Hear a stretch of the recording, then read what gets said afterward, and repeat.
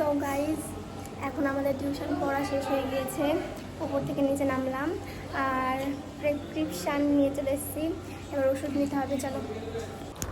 ওষুধ নিতে এসে তো বিপদে পড়ে গিয়েছি। ডক্টরে এমন ওষুধ লিখেছে যে কোনো দোকানে পাওয়া যাচ্ছে না।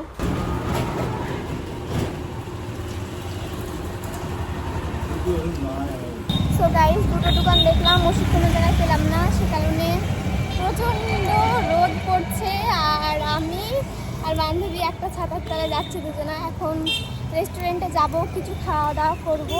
তো চলো, তোমরা শেষ পর্যন্ত দেখতে থাকো। কি আর করব, আমার কাছে তো আর টাকা নেই যে আমি শপিং মলে যাব, শপিং করব। তার থেকে ভালোই হলো বাইরে থেকে দেখে নিলাম। এই রাস্তাতে আমরা আসতাম, অনেক ভিডিও শুট করেছি, তোমরা হয়তো বা জানবে। আর আমার কথা শুনে আমার বান্ধবী হেসেই পাগল, বান্ধবী ললিতা। মুখেও তো কিছু বল ভাই।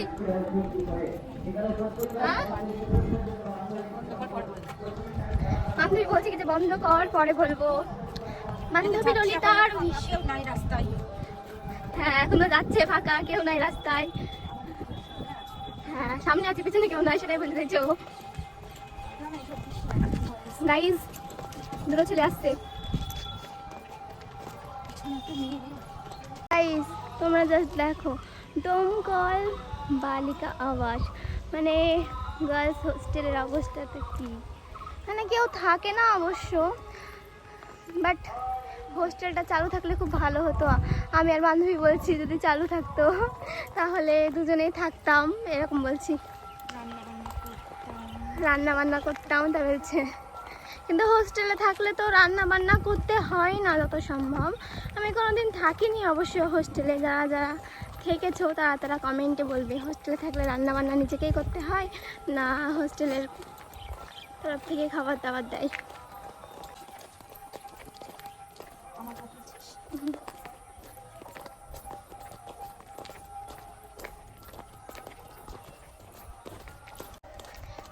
তোমরা এটা কোন জায়গা বলো তো আমাকে, মানে গেস্ট করে বলো এটা কোন জায়গা। হ্যাঁ, ঠিকই ধরেছো,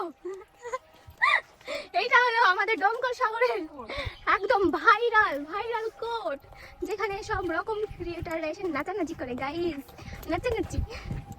বান্ধবী কিছু বলতে চাও তুমি এই ব্যাপারে?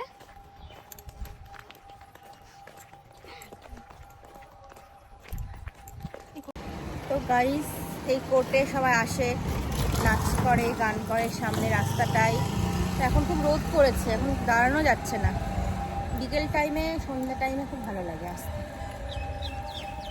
তো এটাই সেই ভাইরাল কোর্ট যেখানে সবাই আসে, ছবি তুলে ভিডিও করে।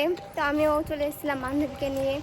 আর এই কোর্টের সামনেই আছে রেস্টুরেন্ট। তো চলো রেস্টুরেন্টে গিয়ে কিছু খাওয়া দাওয়া করি।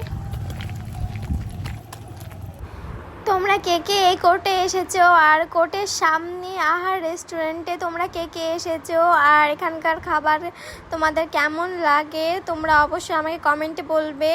আর আমি এখানেই বেশি আসি, মানে কলেজের সামনে, সেই কারণে কলেজটাও করা হয় আর খিদে লাগলে কিছু খাওয়াও হয়। তারপরে দেখো, আমার বান্ধবীর এতই খিদে লেগেছে যে আমাকে না নিয়ে আমার বান্ধবী বলছে যে তুই আয়, আমি আগে যাই।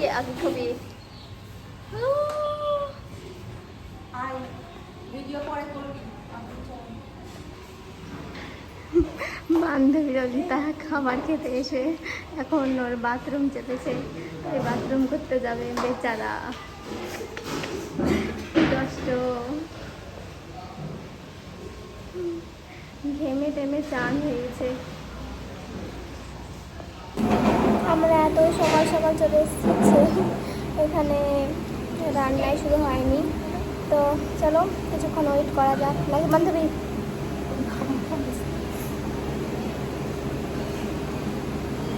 এখন বসে থাকতে হবে আমাদেরকে কতক্ষণ। হ্যালো, যখন প্রচণ্ড খিদে পাই তখন মোবাইল স্ক্রল করলেই এই খাওয়ার ভিডিও এই খাওয়ার ভিডিও চক করে আমার আর বান্ধবীর মাথা খারাপ হয়ে যায়।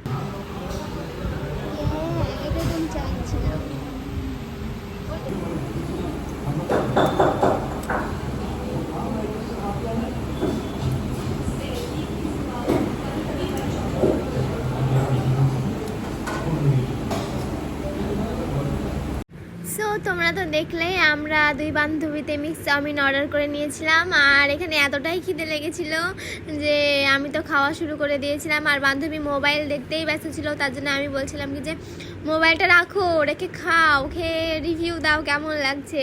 আমার এত জায়গায় চাউমিন খেয়েছি, মানে মিক্সড চাউমিন খেয়েছি, কোনো জায়গায় ভালো লাগে না। হ্যাঁ মানে এখানে আলাদাই একটা টেস্ট, আলাদা একটা স্বাদ, মানে খুব খুব খুব ভালো লাগে। তোমরা যদি কোনো দিন আসো তোমরা দেখবে। আর বান্ধবী এখানে তোমরা তো দেখতেই পাচ্ছ মোবাইল নিয়েই ব্যস্ত, ও এদিকে ভিডিও করছে, তাই তোমাদেরকে দেখালাম ও কেমন করে ভিডিও করে। এটাই বান্ধবীকে জিজ্ঞাসা করলাম, বান্ধবী বলো কেমন হয়েছে। বান্ধবী আর কিছুই বলতে পারলো না। বান্ধবী একটা ফোন করতে গিয়ে ভুল করে মাছ বাজারের অটোতে চেপে গিয়েছে। এখন কাকু বলছে কি যে স্কুটির উপর যাবে না, তাই ওর রেগে বান্ধবী রেগেই তো যাবো। দেখি দেখি মুখটা দেখি বান্ধবী, গাল দিয়ে